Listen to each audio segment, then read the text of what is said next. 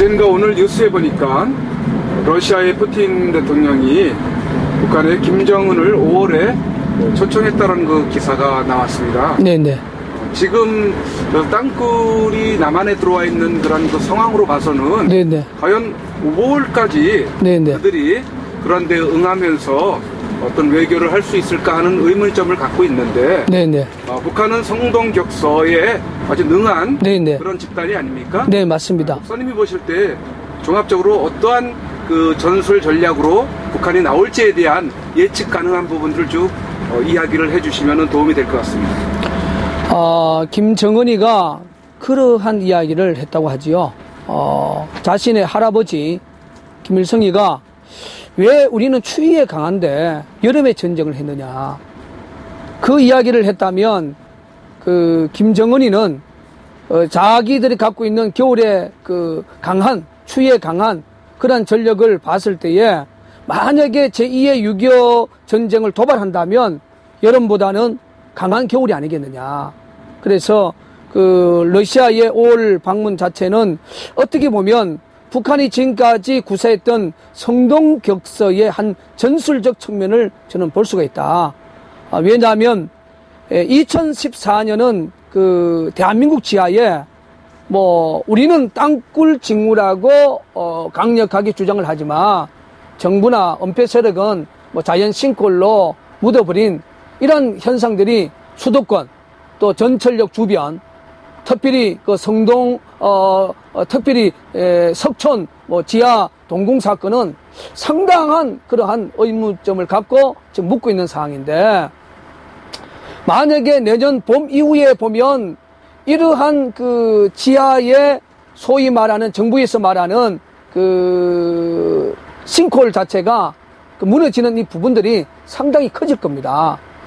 왜냐하면 지금 이제 전국에서 올라오는 땅굴 제보를 보면 상당히 그 지표상에서 가깝게 그런 징후들이 들리기 때문에 저는 그 김정은이가 어떻게 보면 성동격서에 대한 전술적 전략으로 지금 이제 중국보다는 러시아하고 자꾸 이렇게 가까워져 가고 있는 그런 액션을 보이고 있는데 올 방문설 자체는 저는 그 성동격설의 한 부분이 아니겠느냐. 그렇게 제가 단정을 하고 싶어요.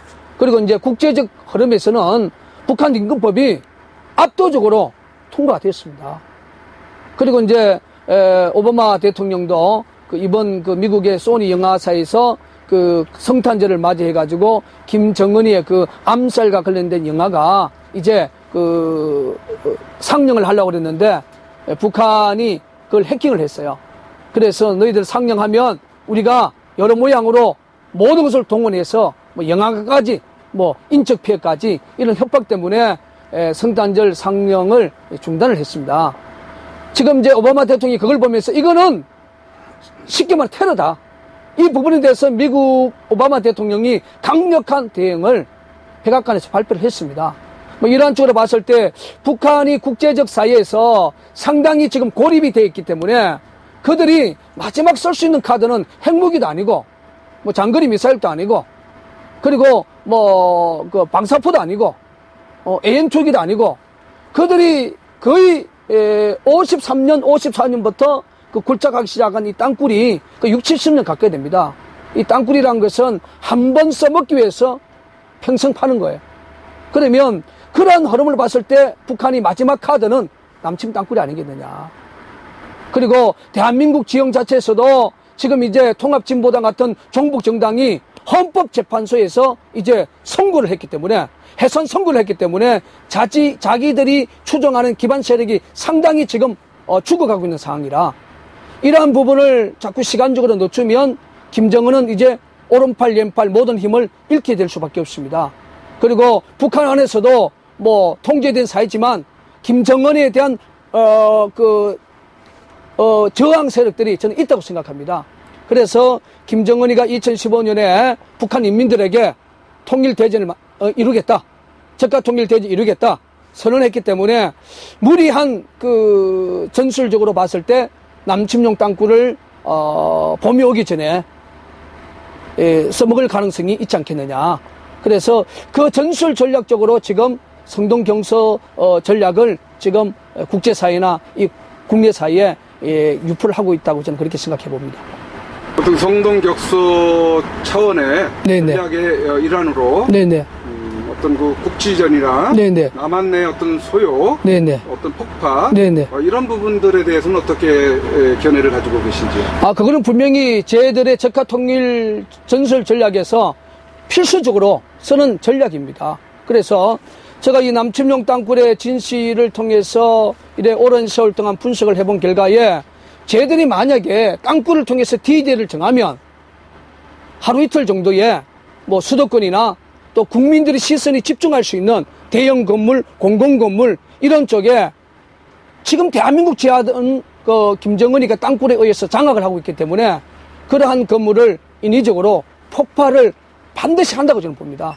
왜냐 폭발을 해서 그 큰 건물을 주저앉혀 놓고 모든 국내 언론과 세계 언론까지 거기에 시선을 집중시켜 놓고 바로 땅굴을 통하여 전후방 특수부대 요원을 내보내서 장악하는 공권력을 장악하는 그런 전술을 저는 반드시 쓰리라 봅니다. 그래서 만약에 수도권이나 이런 쪽에 대형 건물이 의문적으로 만약에 무너졌을 경우에 이거는 분명히 하루 이틀 전에는 반드시 북한이 땅굴을 통하여 기습 도발할 것이다. 이 부분을 군 지휘관들이나 대한민국 정치 지도자들이나 청와대 박근혜 대통령까지 이 부분에 대해서는 명심을 해야 된다고 생각합니다. 그러한 일이 일어나서 안 되지만 만약에 그러한 일이 대한민국 역사에서 수도권 중심에서 또 이런 뭐 대형 도시에서 이런 일이 크게 터져서 인명사고가 났을 때 박근혜 대통령은 그 사건을 통해서 기준에서 비상계엄령을 반드시 설치해야 되고 군 지휘관들은 자기 지휘초소에서 한 발자국도 바깥에 나오면 안 되고 경계태세로 자기 이 군부대 지휘관 안에 그 경계지역 내에 땅속에서 올라올 이 북한군을 대비해서 철두철미한 경계를 저는 해야 된다고 생각합니다. 지금 군 주요 기지 네네. 그런 쪽으로 지금 땅굴이 다 인입돼 있는 걸로 보고 계신가요? 저는 지금까지 13년 동안 땅굴의 징후와 탐사 결과와 또 그 주변의 제보를 보면 대한민국 중요한 군기지 그리고 공공건물까지 이미 얘들이 땅굴을 통해서 장악하기 위한 그 주변 땅굴 징후가 양주 땅굴 현장에서 나타났던 이런 징후처럼 동일하게 접수를 하고 있습니다. 그렇기 때문에 남한 내에 어떤 대형 네네. 사건이 일어날 경우 네네. 군이 방심해서는 안 된다는 얘기죠. 그렇죠. 만약 그런 사건이 일어났을 때에 D-Day다. 그게 하루가 될 수가 있고 최소한 하루 이틀 전에는 저희들이 땅굴을 통하여 기습도발을 한다는 그런 마지막 징후라고 봐야죠. 그럴 경우 군이 점령을 당하면 안 되기 때문에 그렇죠. 경계를 늦춰서는 아니 되겠네요. 안 된다는 거죠. 그래서 이제 그러한 사건이 터졌을 때에 그 군 통수권자인 박근혜 대통령은 비상계엄령을 선포해야 된다. 이거 좀 강력하게 제가 호소를 드리고 싶습니다. 그러니까 남한 내 그런 어떤 그 대형 건물이 무너지거나 네네. 아니면은 국지전이 이제 발생이 될 때에 네네. 언론의 시선이 네네. 그쪽으로만 어떤 포커스를 맞춰져 있을 때에 네네. 군이나 네네. 또 국민들은 네네. 거기에 쏠려서는 안 된다는 얘기. 그렇죠. 예. 왜냐하면 그 성동격서 전력은 그런 큰 건물의 그런 인위적 폭발을 통해서 사람이 죽고 여러 가지 부분의 모든 언론이나 국민들이 불안과 동요 그걸 사실상 걔들은 원하기 때문에 그래서 그러한 일이 터졌을 때는 북한의 도발이 시간적으로 임박해 있구나. 이럴수록 초심으로 돌아가서 대통령은 또 대통령 입장에서 비상계엄을 선포하고 군 지휘관은 자기 경계 지역을 철두철미하게 경계를 하고 또 언론은 정말 우리 남글루스가 말하는 땅굴의 진실에 대한 이 부분을 정말로 이제는 정말로 생명 걸고 취재하는 일에 앞장서야 된다고 생각합니다. 그럼 앞으로 일어나는 그런 일련의 사건들 네네. 그런 부분들은 이제 북한의 어떤 침투와 네네. 긴밀하게 밀접되어 있다는 것을 염두에 둬야 된다는 얘기네요. 그 정답입니다. 만약에 그런 일이 일어나면 안 되지만 만약에 그런 일이 일어난다면 100% 그 배후는 북한이다. 이걸 우리 지도자들과 대통령과 군 관계 이런 분들이 정립을 해야 돼요. 예를 들어서 뭐 천안함 사태가 터졌을 때 그게 유무가 엄청 많지 않습니까? 진실 규명하는 데도 상당한 시간이 걸리지 않습니까? 이제 그러한 사건이 일어나면 안 되지만 만약에 그러한 사건이 대한민국에 일어난다면 그 배후는 북한이다. 남침을 하기 위하여, 땅굴을 통하여 남침을 하기 위하여 쓰는 전술이라는 사실을 군 지휘관들이나 우리 정치인들이나 대통령께서 조금 더 흔들림 없이 그에 대한 결론을 갖고 강력하게 대처해 주시기를 간곡히 부탁을 드립니다. 그러한 그 말씀이 우리 모든 국민들이 또 안보를 담당하는 또 정부 기관에선 명심을 해야 되리라 이렇게 생각을 합니다. 네, 네, 맞습니다. 네.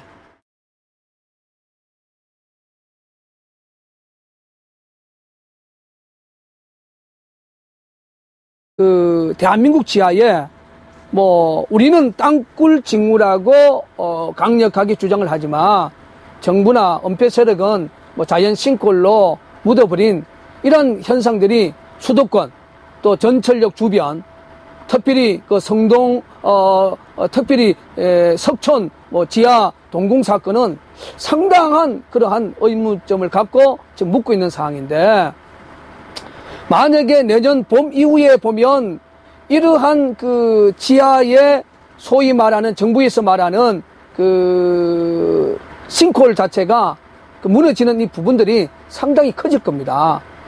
왜냐하면 지금 이제 전국에서 올라오는 땅굴 제보를 보면 상당히 그 지표상에서 해주시면 도움이 될 것 같습니다. 김정은이가 그러한 이야기를 했다고 하지요. 자신의 할아버지 김일성이가 왜 우리는 추위에 강한데 여름에 전쟁을 했느냐, 그 이야기를 했다면 그 김정은이는 자기들이 갖고 있는 겨울에 그 강한 추위에 강한 그런 전력을 봤을 때에 만약에 제2의 6.25 전쟁을 도발한다면 여름보다는 강한 겨울이 아니겠느냐. 그래서 그 러시아의 5월 방문 자체는 어떻게 보면 북한이 지금까지 구사했던 성동격서의 한 전술적 측면을 저는 볼 수가 있다. 왜냐하면 2014년은 가깝게 그런 직무들이 들리기 때문에 저는 그 김정은이가 어떻게 보면 성동격서에 대한 전술적 전략으로 지금 이제 중국보다는 러시아하고 자꾸 이렇게 가까워져 가고 있는 그런 액션을 보이고 있는데, 5월 방문설 자체는 저는 그 성동격설의 한 부분이 아니겠느냐, 그렇게 제가 단정을 하고 싶어요. 그리고 이제 국제적 흐름에서는 북한 임금법이 압도적으로 통과가 됐습니다. 그리고 이제 오바마 대통령도 그 이번 그 미국의 소니 영화사에서 그 성탄절을 맞이해가지고 김정은이의 그 암살과 관련된 영화가 이제 그 상영을 하려고 그랬는데 북한이 그걸 해킹을 했어요.